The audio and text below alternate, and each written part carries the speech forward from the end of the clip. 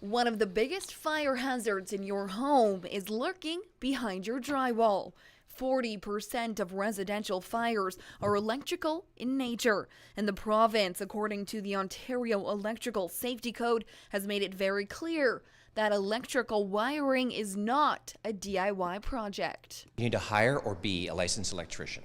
Oakville Fire teamed up with Bernie Home, a private company that works with electrical hazards, and they had an information session for Oakville residents.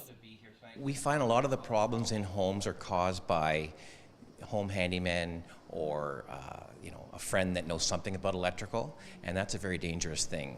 Dimmers are one of the most common DIY projects, and they say even something that simple needs to be left to the professionals. Just don't do electrical work yourself.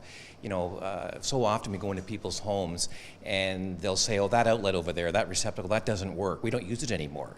And you see all these black marks around it, and they think they're safe, and they're not, because just because you're not using it doesn't mean electricity isn't flowing through it, because they're wired all in series together. And so if you're plugging in something downstream like the vacuum, it is in effect being used. So you can't take chances like that.